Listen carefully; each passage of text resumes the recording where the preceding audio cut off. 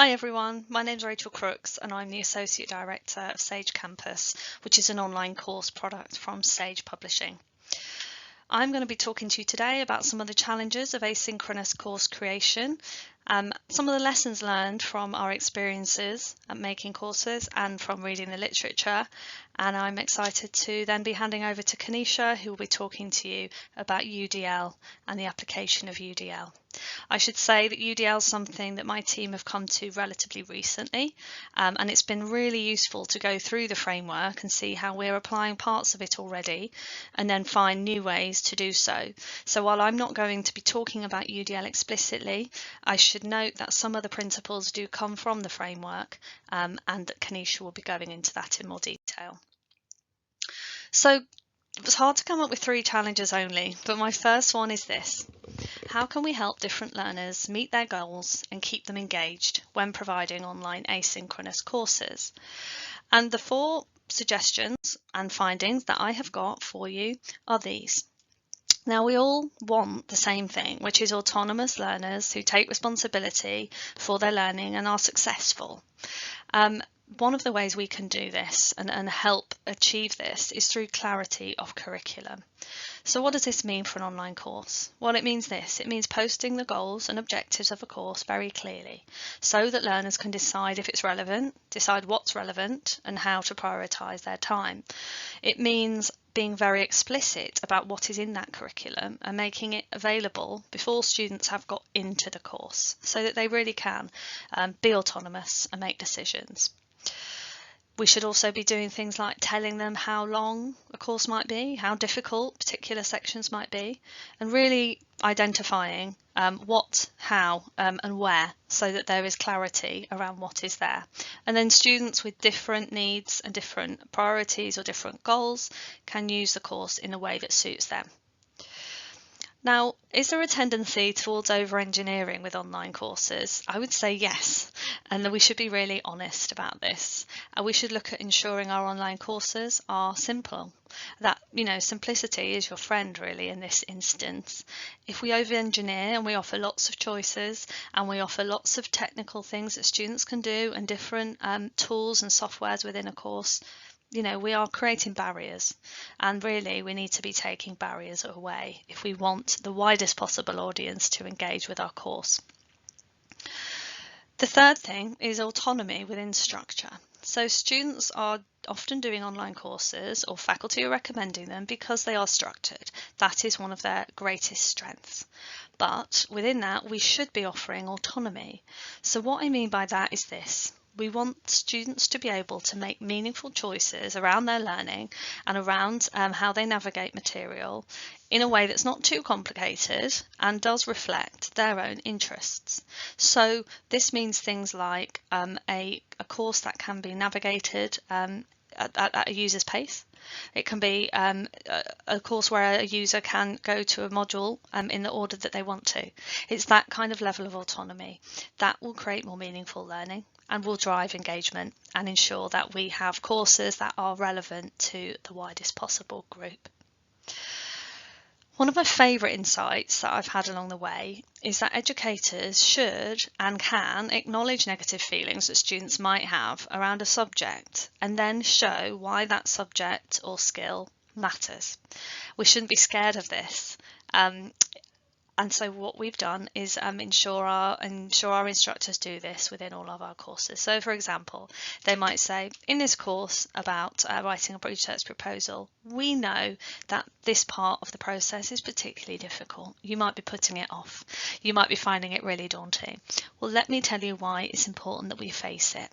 So I think acknowledging those negative feelings that students have can actually positively impact students' learning outcomes, and the literature attests to this. It's that idea of the guide on the side. Rather than this sage on the stage, no pun intended, we want our courses to feel like they are being supported and nurtured and led through. And if we take that guide on the side approach, there is a bigger chance that we will reach more people and connect with those learners.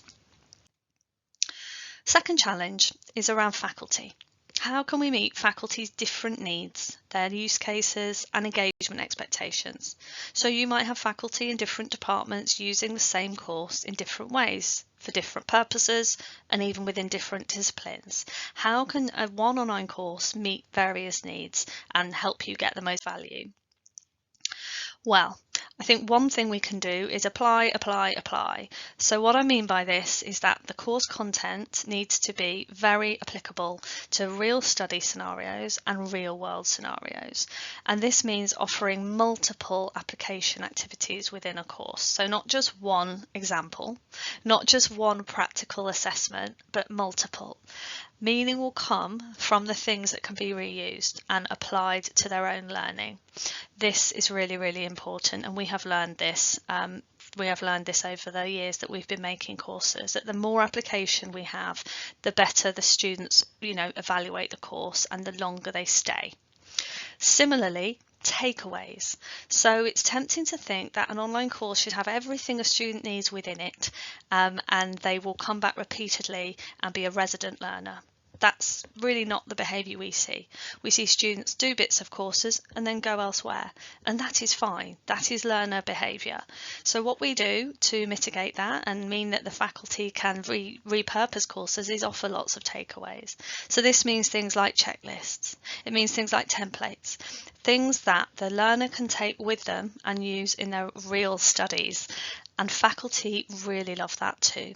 And what it will do is ensure that your different faculty members can reuse the same course in different scenarios for different purposes. So takeaways cannot be overestimated in terms of their value. Seek feedback. Now, online courses are a great way to get feedback from learners. So put those survey links in. Ask people what they thought. How do they feel now they've done the course? What was good about it?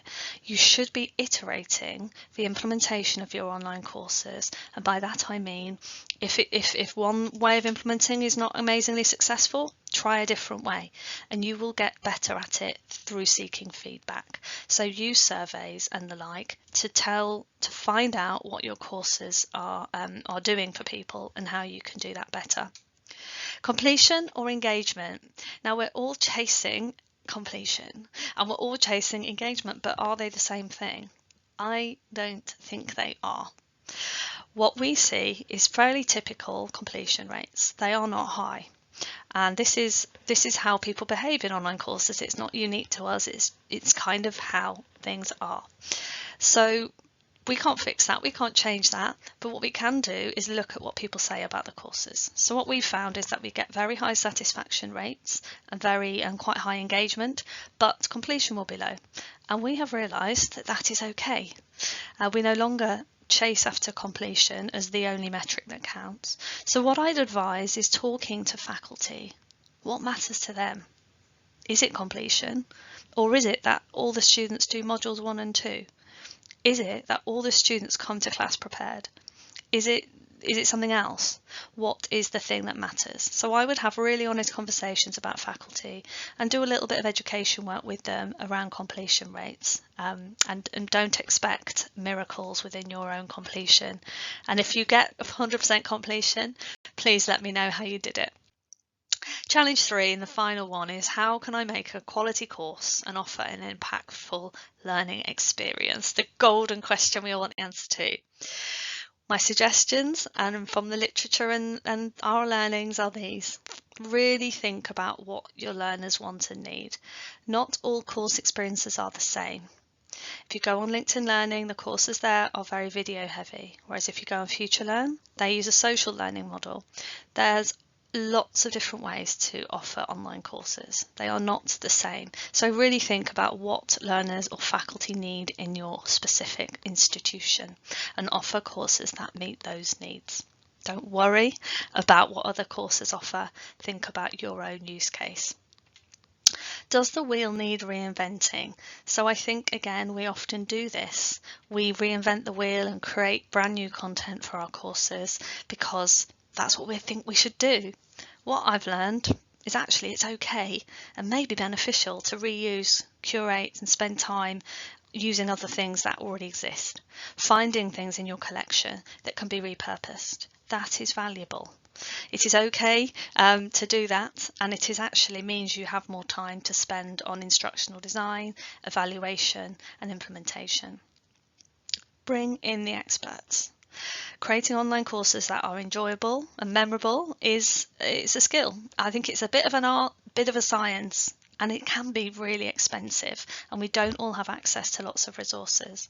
Recognise this. Bring in experts when you need them, or buy in courses when you need to too. Use what is out there. The community on e-learning is phenomenal, very collaborative, and we will send around some links and tips of places you can go to get insights from the community. And learning and iterating is the biggest thing that I can tell you today. That online courses, one of the best things about them is you can roll them out, see how it goes, get that feedback and learn from it.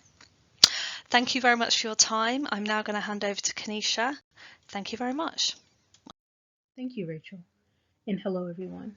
My name is Kanisha Gaston, and I am a Library Engagement Manager, a librarian with Sage Publishing. And as a librarian, I often engage in what we call one-shot library instruction sessions. And so I want to offer a perspective on how we can apply the principles of universal design of learning, the guidelines really, to a common mode of instruction. I want to take a moment to further explain Universal Design for Learning, or UDL. UDL is a framework commonly used in instructional design to improve and optimize teaching and learning for all people, or in this case, all of our library users, based on scientific insights into how humans learn. There are guidelines, represented here on the screen, and the word guidelines is important here because it means that it provides a structured way of approaching inclusive teaching and learning while offering the much needed room for flexibility. Because we know we serve such diverse audiences and diverse groups of audiences. These guidelines address 3 areas. In the first part of the image, we have engagement. This is for purposeful, motivated learners to stimulate interest and motivation for learning. The why. Second, in the center, we have representation. For resourceful, knowledgeable learners, we must present information and content in different ways.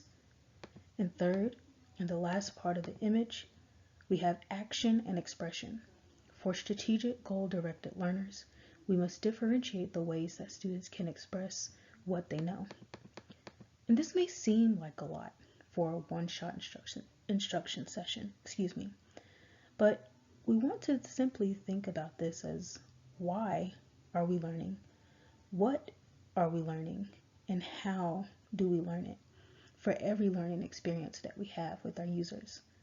So take a moment to think about common whys, whats, and hows of your typical library instruction one-shots.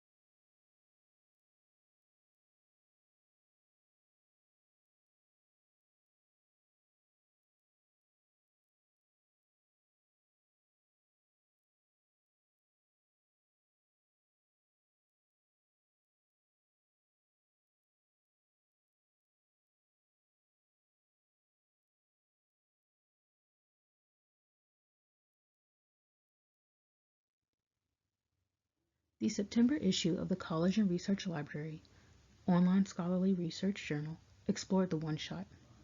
In various ways, authors noted the potential for more ethical, just, and relational uses of this instructional model within libraries, while also noting the real challenges. I encourage you all to explore the September issue if you haven't already, and join an upcoming one-shot special conversation on November 16th. Details can be found on the College and Research Library's online events page. In the September 22 issue, Bastone and Clement, in Serving Everyone or Serving No One, examining the faux equity of the one-shot, note that while there's general consensus in LIS literature that using UDL in the library classroom is a good idea, there are significant barriers toward implementation, given that most instruction librarians attempt to retrofit their instruction to include UDL principles instead of starting from scratch to make a foundation of their instruction programs and individual pedagogy.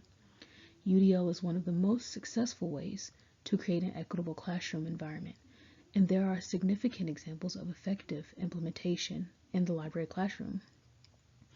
Although the article focused on calling out faux equity as it relates to injustices perpetuated against students with disabilities, it does continue a larger conversation around equity in library outreach, training, and resources.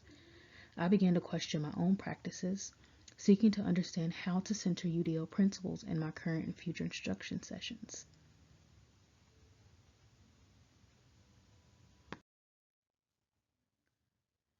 In thinking about my own readings on UDL, and also many of the reflections and insights and critiques in that 2022 issue, September 2022 issue, I decided to think about just a simple way to approach incorporating UDL in my instruction.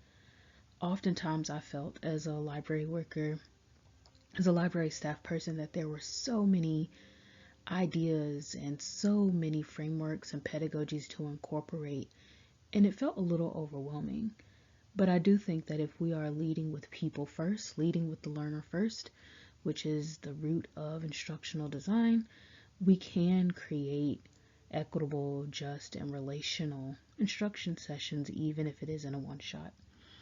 So with that mindset, I decided to just create guiding questions that would help me create my one-shot instruction session, that would also help me approach or create any workshop or session that I did through the libraries or here at Sage.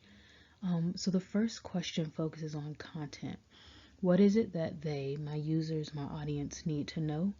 What are they interested in? And by asking that question, I'm centering them again, and trying to address the engagement part of a UDL. The second focus is on the audience. So again, thinking about engagement and now moving into representation. So I would ask myself, who needs to know that content, and for what purpose or for what purposes? So still thinking about the why, but also now, how do they usually take in and express what they know? So when my learners are learning, what are their modes of expression, preferred or just needed for their learning style? What are their modes of taking in information, the ways that they do that? And so now I'm beginning to kind of build out my session and think about the modes of expression I can incorporate, make part of the bones of the session, but then also think about what are they bringing to the table that I can build off of and respect. Third, I go back to the content. So I think about kind of the concepts and the knowledge, but then also how do I represent the concepts and the knowledge and even the skills, the format, and what language will we use together in that moment to express it? So are there ways that my users think about and speak about certain knowledge, skills, or concepts? Are there ways that I may be guiding them to think about or speak about certain knowledge, skills, or concepts as part of what they're learning? So that we're all on the same page and have a common understanding by the end of our time together. Fourth, I'm thinking about my resources. These resources will help me represent the content or the activities in their various formats. But these resources will also help my users, my students, my different audiences express or act upon the new knowledge. So I'll ask myself, what tools do I have or need to represent or check the content? How will students, and I say students a lot, I am a teacher, but how will our learners engage with those tools? And when we get into this kind of fourth focus and think about action and expression, we may see more kind of questions or more of an emphasis on differentiation. So not allowing, but making space for people to express themselves in written ways and verbal ways, using multimedia, using their assistive technology. And it really forces me to think about myself, the resources I maybe default to and use, and if I need to start varying the tools that I have, demanding that, asking for it within my library or within my place of work so that I can have the resources that my different users need. And then fifth, we do have the focus on staff. Are staff equipped to deliver the lesson? And this is a question I didn't think about asking myself before reading more about UDL, because in my mind, if I receive the one-shot instruction request, I know that it's quick. I know that I do have to complete it as the instruction library staff or library worker, and I put it all on myself to get it done in a sense. And that's not really how learning is. It's a collaborative experience, so I may need to consult a colleague. I may need to consult an online resource to make sure that I'm meeting the needs of all of my users and giving myself time and space for that. One of my colleagues will speak more about collaboration and what that can look like at different libraries in a few.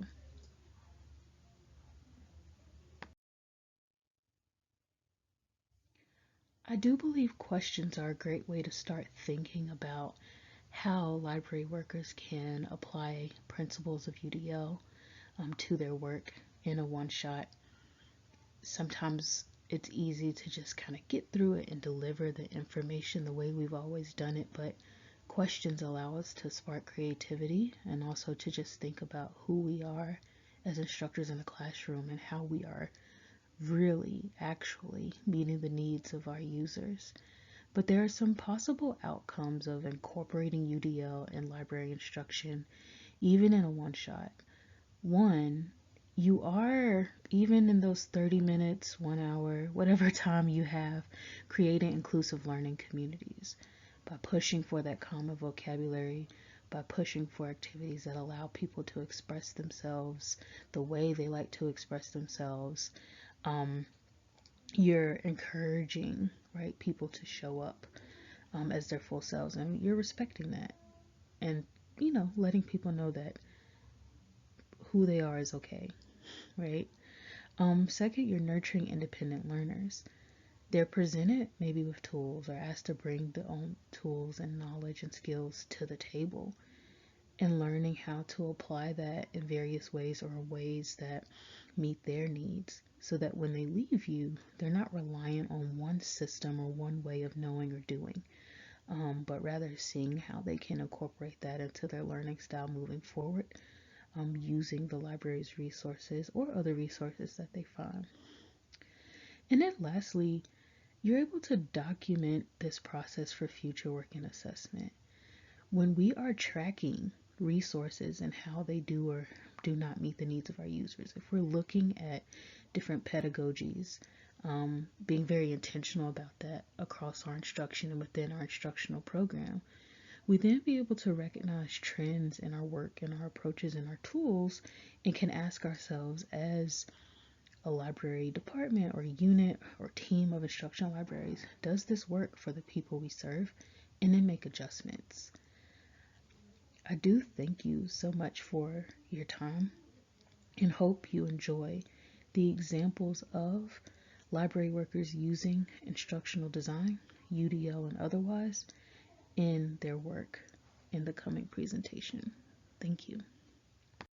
Hello, my name is Emma Slayton, and I work as the Data Curation, Visualization, and GIS Specialist at Carnegie Mellon University Libraries. I also work there to lead our data literacy education efforts, which is part of what I will be speaking of today.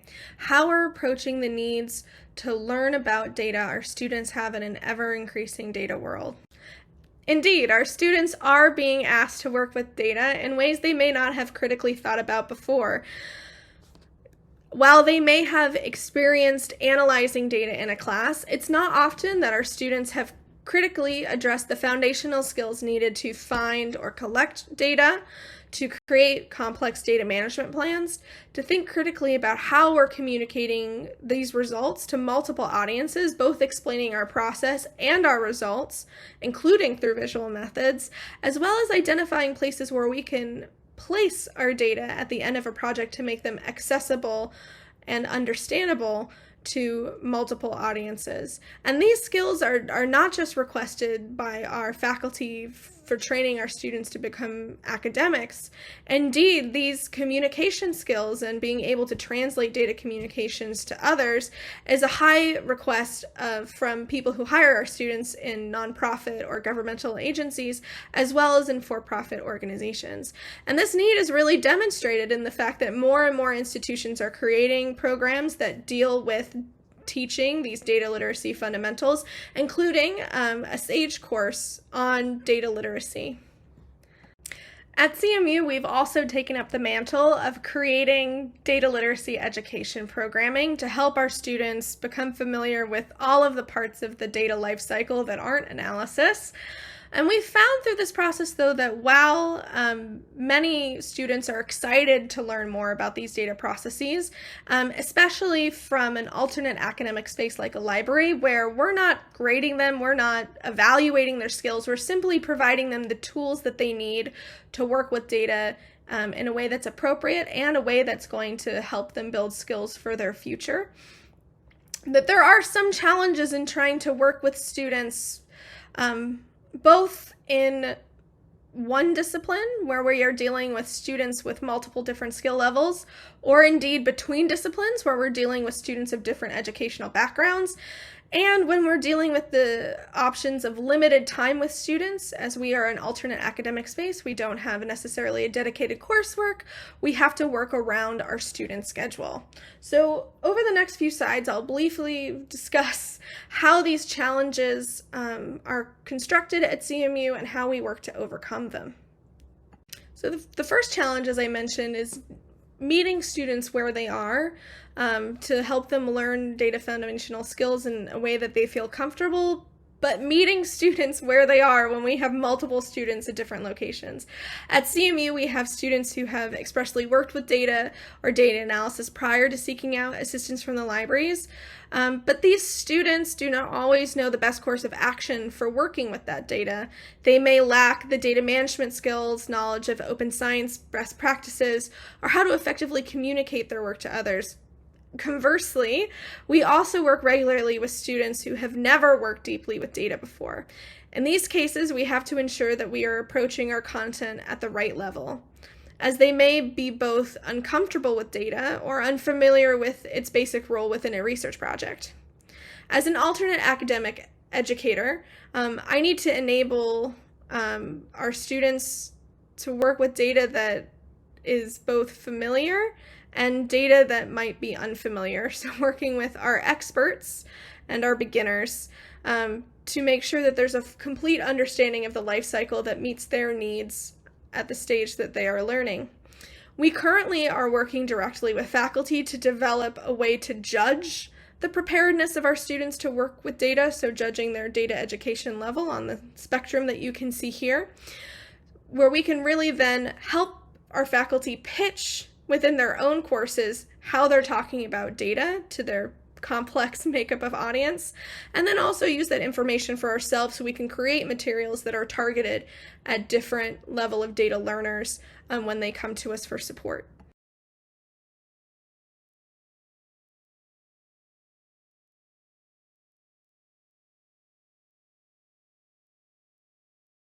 But it's not all doom and gloom. I want to end with some positive strategies and solutions that we found to be helpful at CMU. This includes looking towards cross collaboration from other alternate academic departments at the university. So we work with things like the Undergraduate Office for Research, as well as our Tartan Scholars Program, which is a unit to bond together our first generation and low-income students, for a lack of better terminology, who in some cases may need a greater level of support than other undergraduate populations because they have a greater interest in data, or they may not have been as equally exposed to data skills prior to entering our university. Additionally, we looked at partnering with programs like Sage Campus, who have already created a wonderful suite of educational materials on data that we can point our students to help them guide on their data journey, and also reconnect with us once they know what specific skills they want to further engage with, where we can provide more one-on-one consultations. Finally, what we've been doing has also been to build out materials that we can use to evaluate students. So although I've been mentioning through this presentation that we don't evaluate our students, they may not feel like we're evaluating them, but we are. And we're learning from our engagement what resource skills our students need by what they ask us to provide. We're giving them surveys so they can identify how they want to learn, so we can really further build these data literacy skills. So with that, I'll say thank you for your time and pass it on. We will now quickly summarize a few key lessons. At this time, you may also begin or continue putting questions, comments, feedback, or discussion comments into the chat or other discussion features that are part of this platform, and we will happily respond to them in a moment.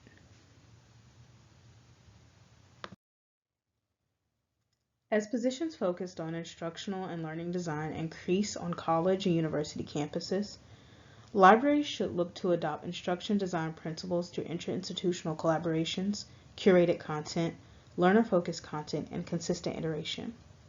Learning and instructional designers have always existed within library spaces and also just within educational institutions.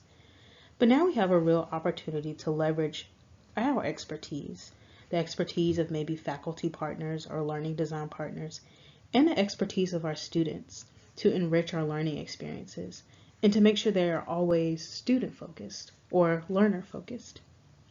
We also can work with our campus partners and with our own colleagues to make sure that we curate content aligned with learners' interests and also align with maybe the standards based on assessments or standards based on an industry and discipline that we maybe expect our learners to have or maybe want to encourage them to have.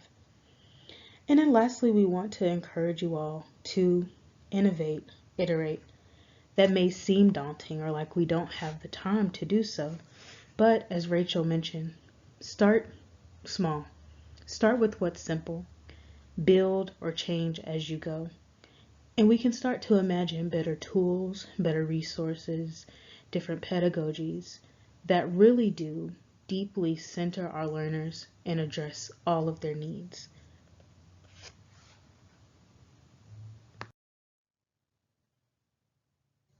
Thank you so much for your time. We look forward to responding to your comments, your questions, and your feedback.